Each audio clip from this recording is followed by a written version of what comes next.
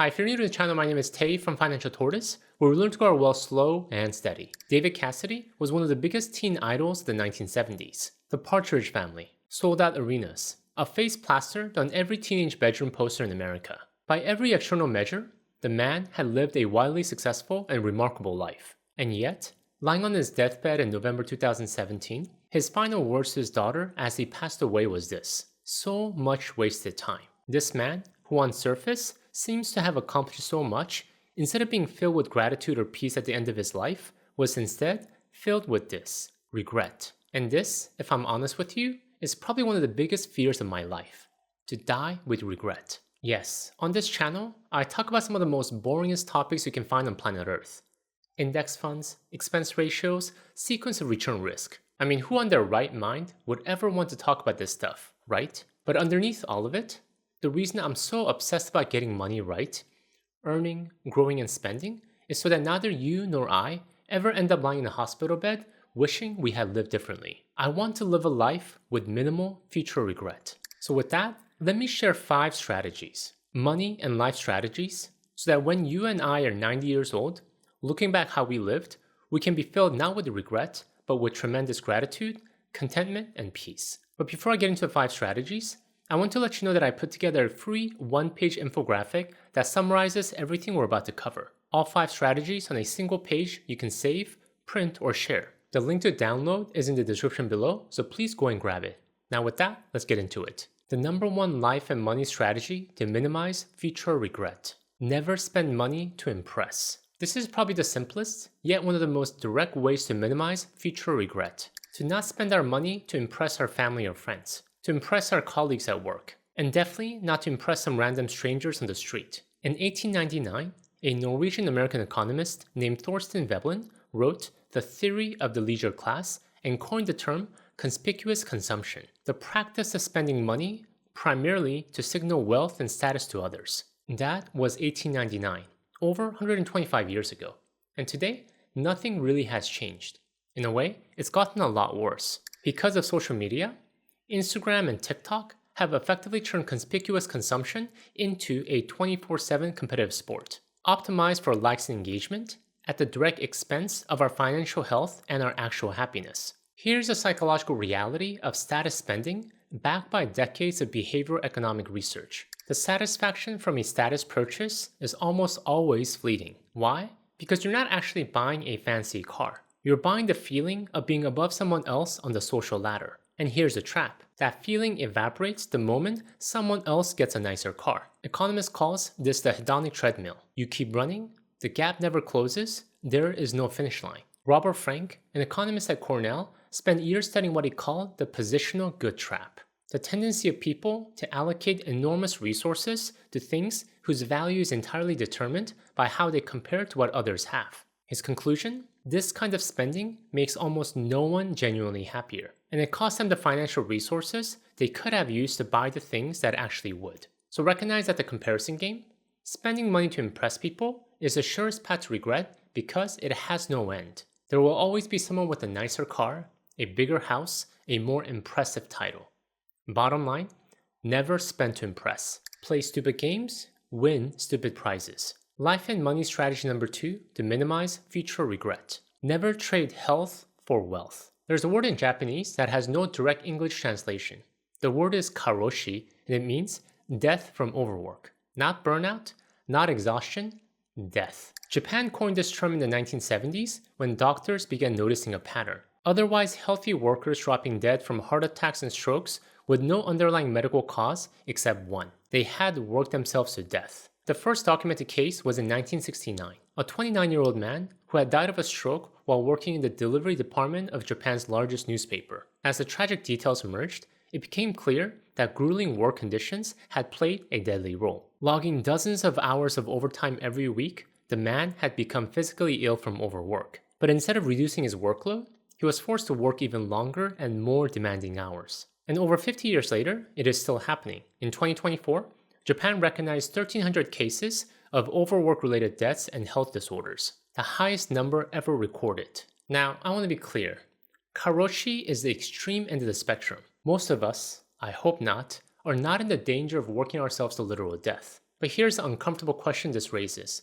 How many of us are doing a quieter, slower version of the same trade-off? Skipping the workout because there's always more work to be done. Telling ourselves we'll take that vacation next year, after the next milestone, when things finally slow down. Running on 5 hours of sleep and calling it discipline. Saying yes to one more commitment while the people who matter most get whatever energy is left, which is often nothing. There's an old saying that I keep coming back to. We spend our health to gain wealth, and then spend our wealth to regain health. Sounds familiar?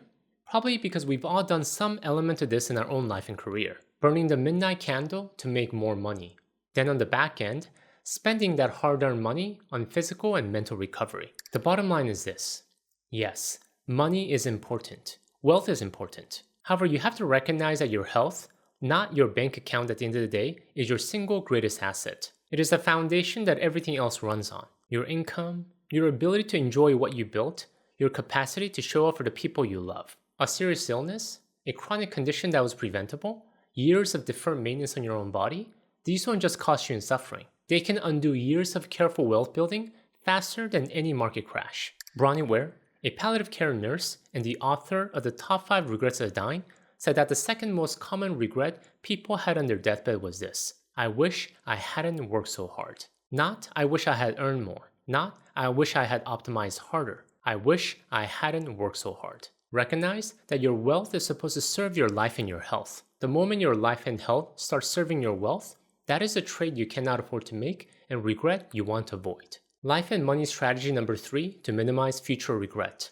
Never waste time. In 2005, Steve Jobs stood at a podium at Stanford University and delivered what many consider one of the greatest commencement speeches ever given. And in the middle of it, he said something that I think deserves to be read slowly. Your time is limited. Don't waste it living someone else's life. 6 years later, he was gone at the young age of 56. What Jobs was really saying wasn't just a productivity tip.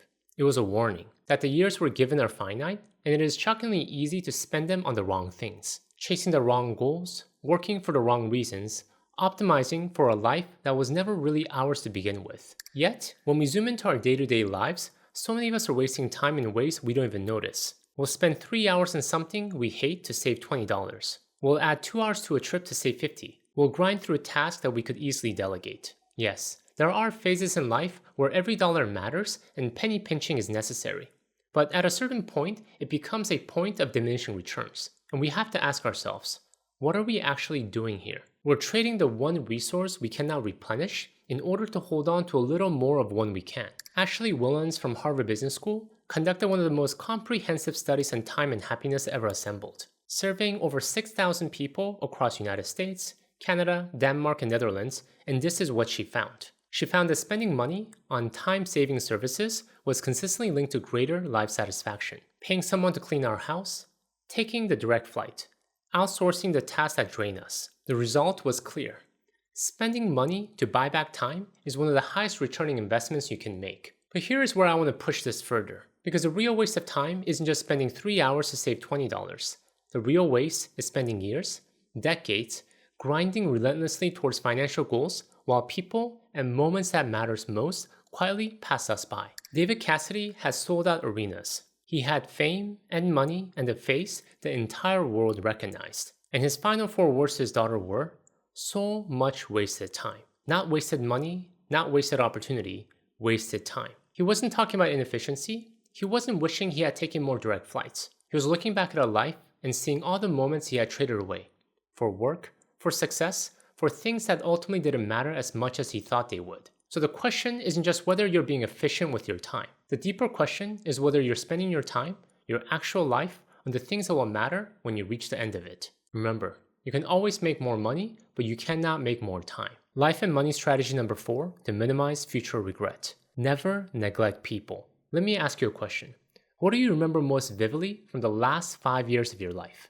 Take a moment. Think about it. I'm willing to bet that what came to mind was not a purchase. It was a moment, a conversation, a trip, a time when you were fully present with someone you love. Maybe it was a difficult moment that became a turning point. Maybe it was a simple, unexpected afternoon that somehow stuck with you. This is not an accident of memory. Cornell professor Thomas Gilovich has spent decades studying the psychology of experience versus material goods. His research consistently shows that experience produces more lasting happiness than things, and this gap widens over time. Material goods fade from consciousness. Experiences, especially shared ones, become part of our identity. So here's what I want you to notice about every single notable memory that stuck to your mind. There most likely was another person with you. That is not a coincidence. That is the data. Harvard conducted an 80-year longitudinal study on human well-being, the longest study of its kind in history. 80 years, multiple generations of researchers, thousands of participants tracked across their entire adult lives.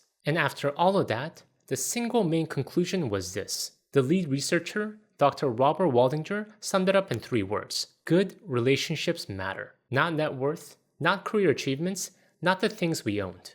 Relationships. And yet, this is exactly where most people's spending and time does not reflect what we say they value. We continually postpone the date night with our spouse because work is so busy. We skip the trip with the kids because the timing is not perfect. We tell ourselves we'll visit our family and friends when things slow down, but they never do. And slowly, without ever making a single dramatic decision, we drift away from the people who matter most. Bronnie Ware's number 4 regret of the dying? I wish I had stayed in touch with my friends. Not I wish I had worked more, not I wish I had bought more things. I wish I had shown up for the people I loved. So before any significant purchase, ask yourself one simple question. Does this bring me closer to the people I love, or does it pull me further away? Because at the end, it will not be your investment portfolio balance sitting beside you on your deathbed.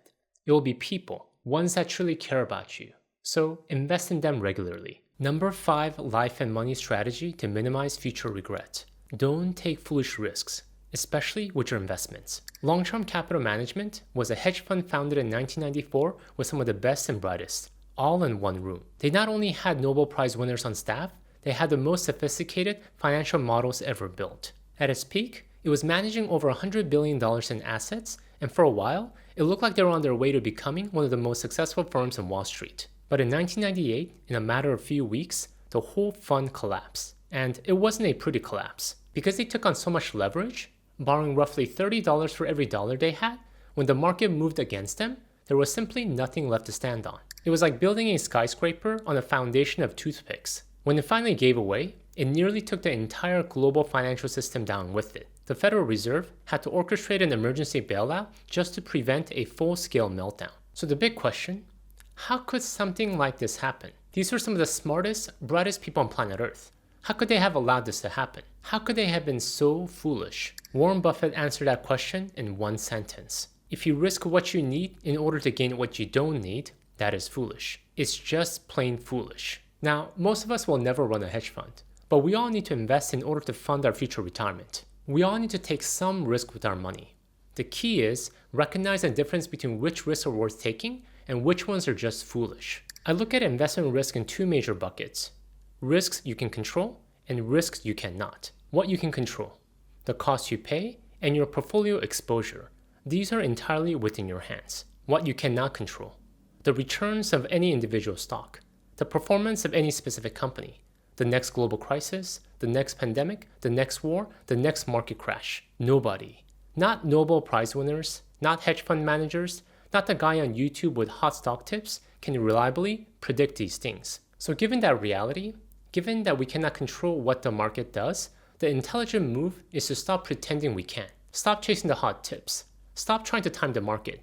Stop taking on concentrated bets that could wipe out decades of patient saving. A simple, low-cost, broadly diversified index fund, one that owns a little piece of the entire market, is not a boring consolation prize. It is a strategy that the evidence overwhelmingly supports. It is enough. It has always been enough to fund a dignified, comfortable retirement for people who stay consistent and who stay invested. You don't need to find the next Amazon. You don't need some special private investment opportunity that promises outside returns. You don't need to beat the market. You just need to own the market cheaply, consistently, and for a very long time. Because here's a regret math on foolish risk. If you take the bet and it pays off, you got a little wealthier a little faster. That's fine. But if you take the bet and it wipes out your financial foundation, you have fundamentally altered the entire arc of your retirement, your family stability, and your ability to live freely in the years you have left. To me, the upside does not justify the downside. You don't want to risk what you need for what you don't. That is not caution. That is wisdom. Another quick reminder, if you want a quick cheat sheet of everything we covered today, I put together a free one-page infographic with all 5 strategies. To download it, just go to the link in the description below. Thank you guys for watching. In the line of wisdom, if you want to learn the ultimate contentment equation to win at life, please check out my video here. Until next time, all the best.